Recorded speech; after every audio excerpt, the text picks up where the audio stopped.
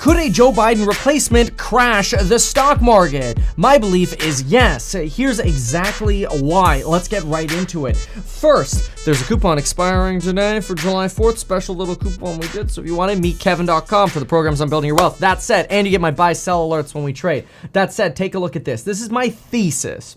You get a replacement announcement for Joe Biden, and I'll explain why. But I think the market has a potential of trending down into the election. Now, I'm not exactly sure when that downtrend will begin, but I think it will be here by the typical election sell-off period, which is usually your September to October period. We saw it happen in 2020. We typically see it happen in an average election. We expect it will happen again this year. Now, of course, we already anticipate it. Well, most people should at least. So it shouldn't come as a surprise. In my opinion, this is not the time to freak out and be fearful and paper hand and sell everything. This is just typical election fear. Now, again, I'm going to explain why a Biden replacement might cause this to happen.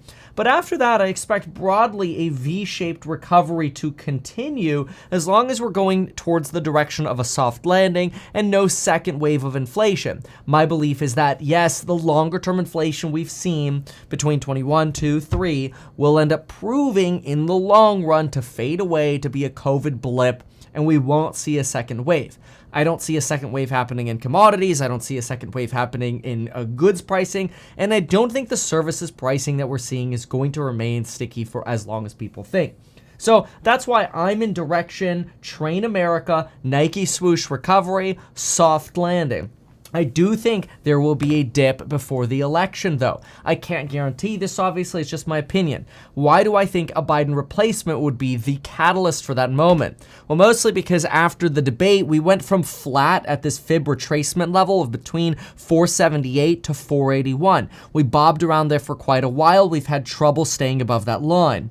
Now, after that debate with Biden and Trump has gone so miserably for Biden, markets are really pricing in a Donald Trump presidency. And the stock market generally, when it transitions from Democrat to Republican, moves up at a higher pace. Though, no matter who wins, generally after someone is chosen as president, the stock market rallies absent a recession. This is why my crystal ball says post-recession we go up. Post-election, we go up. Now, how much we go up depends on if we're sticking on the path of soft landing or we start pricing in a recession.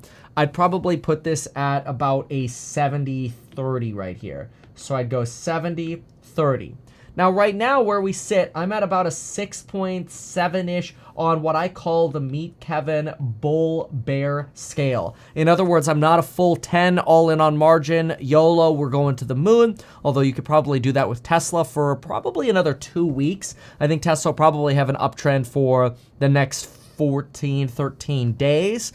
Although there could be some red days sprinkled in there, I think the trend will be up. 300's looking, like 295, 300's looking awfully juicy right now, which we did predict the volatility spike and subsequent price increase in June, like June 9th or so. We made a video on that. You could go back in history and fact check mine. But anyway, so the reason I'm not full bull is mostly because I do worry that there are some potential downside weights that we have. Some of the downside weights that we have to pay attention to. First, the economic surprise indices. Unfortunately, they're starting to come in a little weaker and a little bit more rapidly than I think people would like. And that's not great for encouraging a market to continue to rally up. Though, of course, we've been in environments before where the market goes up despite the fact that the economy is doing poorly. So it is possible. But look over here. David Ingalls here posted, looks like the U.S. economy is cooling quicker than most analysts think. Bloomberg U.S. economic surprise indices have dropped to a 9-year low. This means economists are actually forecasting a rosier economy than what's truly happening right now, which is not great. Combine this with where we sit in the stock market. Sure, right now it says fear, which would lead some people to think, oh, I want to be contrarian. I'm going to go buy when there's fear.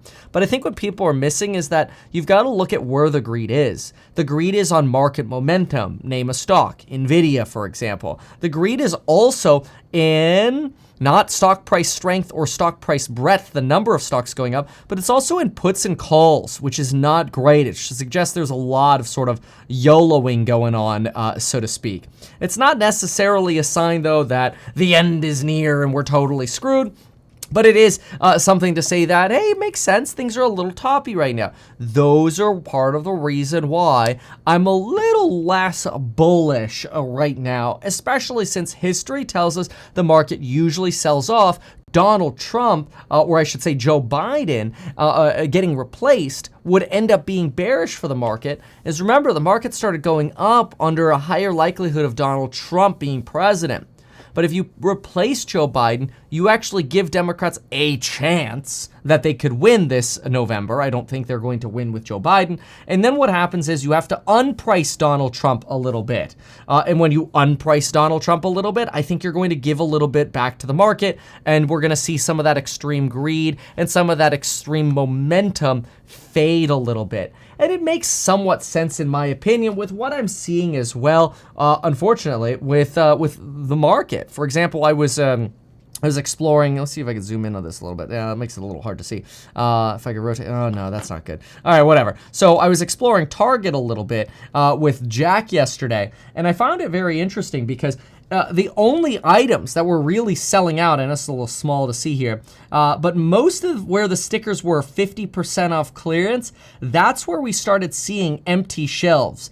Everything else was fully stocked. So I went around and I started talking to some employees. I'm going to blow this up a little larger. I started talking to some of the employees in the Target, and they're like, yeah, we've just got a lot of stuff that we got to clear, and the only way we can really clear these things is just by discounting them.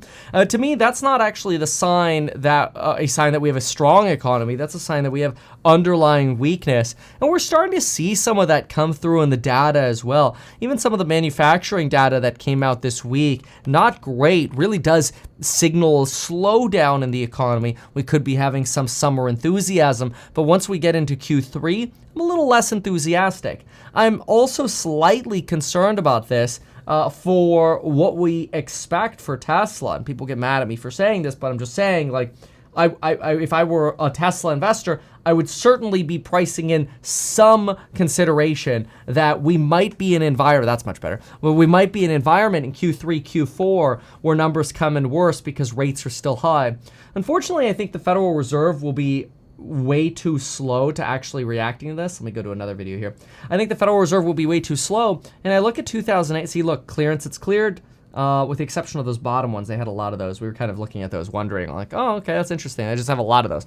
But generally, as we went through this, we found, I'll fast forward a little bit, wherever the yellow stickers were, sold out.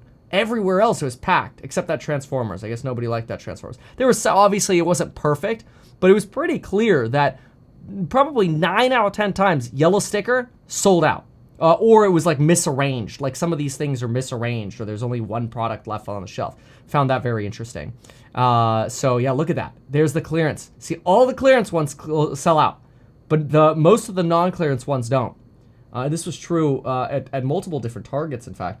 Take a look at this. This was the non-clearance luggage aisle. Packed to the brim. No clearance, theoretically, likely because it's the summer travel season. A lot of sales going on TVs, not a surprise. Although the fact that you can get a 65-inch for some of these prices now, like $399, is pretty remarkable. Something else that I noticed is that they were doing sales on toilet paper, and there was actually some research I was reading that people are buying less toilet paper, bathroom tissues, tissues in general, paper towels, because they're starting to try to cut back on the household essentials because money is so tight right now. That's not great. Jack liked that said $6.69. I'm not sure why he wanted a picture of that. We had Oreos over here. I don't know why they have Oreo Sour Patch now. That's just like somewhat disturbing to me. But something else that's worth looking at that I thought was really cool. If you ever never been to a Nerf gun arena before, this was like super cool. That was Jack and myself, and we're like, let's just go rush some people and try to go shoot some kids with Nerf guns. This is really fun. So I don't know. I found it very entertaining. I probably got. Oh, what am I doing over here? We're on their side, getting wrecked over here, but it was worth it. think once they hit us, I was out over here. But anyway, so I do think that was only $12. You could be there all day. It was crazy. Thanks, Idaho.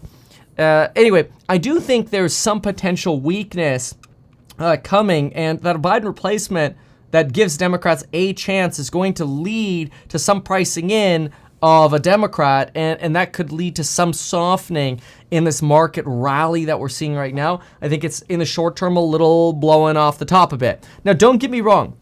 I'm all for it, okay? My fund, this is not an advertisement for it, so I'm not going to mention its name. I just run an actively managed ETF. It is at all-time highs right now. It's doing really, really well. I think we've managed it as well as possible. Of course, there are always things you look at. You're like, okay, yeah, next time we'll do this a little differently, this time a little differently, but doing really well. So like, I'm all for it. Like, I want to be bullish. It is easier for me to run my businesses, House Hack, my other, broker dealer startup, and the other things I'm doing. It's easier in a bullish environment. The point of this video is just to warn that I do think a period of uncertainty will happen. I don't know if that starts in July or if that ends up starting in August, September, October, but I'm just going to be watchful for it. Maybe we get to continue rallying for July, go take some profits on the longs or not. Just know when it starts coming down, that is very normal, and it doesn't necessarily mean everything's going into the pooper. I'm long run bullish here. Hope this is helpful for you. Sorry, Bitcoin back at 58. That was my target for it just a few weeks ago, and here we are. Let's see if we can bounce off of this. Anyway, thanks for watching. We'll see you in the next one. Goodbye, good luck. Use the coupon code link down below for the programs on building your wealth. Thanks so much. Bye. Not advertise these things that you told us here. I feel like nobody else knows about this. We'll try a little advertising and see how it goes. Congratulations, man. You have done so much. People love you. People look up to you. Kevin Paffrath there, financial analyst and YouTuber. Meet Kevin. Always great to get your take.